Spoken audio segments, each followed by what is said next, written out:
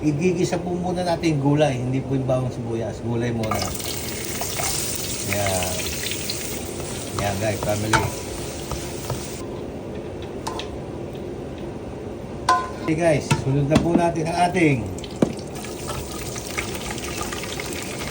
Wow, ang dami. Para medyo mag-isa po siya ng konti.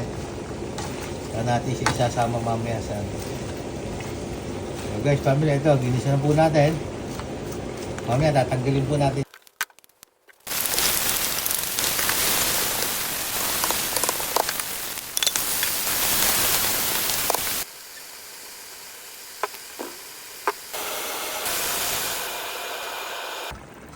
Ito po, nigyan na po na ng konting sabaw yung ating ginisang manok. Ngayon po, lalagay na po natin yung ating, we will put the baby corn, cut baby corn. Yan.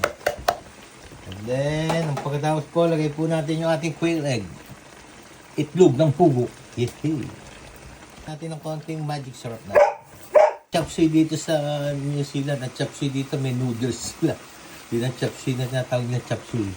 Okay, lagyan na po natin ng gatas. Lagyan po natin ng pampalapot. Konti lang po para hindi masyadong malapot. Ito po, bibilisan na natin dahil baka mamaya maano yung ating ano. Yan guys, family rots. Yan.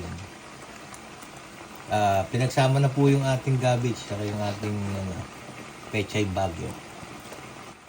Tikman po natin ang ating chop suey with chicken and quail egg. Ano pa ba? Tsaka yung ano natin, repolyo at pechay bagyo carrots. Alright guys, family. Kita tayo sa TK Mang Time. Beautiful. Beautiful. Meron po tayo ditong chicken. Breast chicken. Chicken breast. Ayan po, nabili po natin yan sa Pack and Save. $12.99 per kilo. Pero hindi po natin lalahat yan. Wala tayong mga 2 piraso. Tapos po, meron po tayo ditong carrots, repolyo, tsaka pechay bagyo. Sibuyas bawang, bawang sibuyas, baby corn, and itlog ng pugo. Tsaka evaporated milk. Yan po, alam niyo na po siguro kung ano yung ating ulam for tonight. Ulam for tonight, chop suey.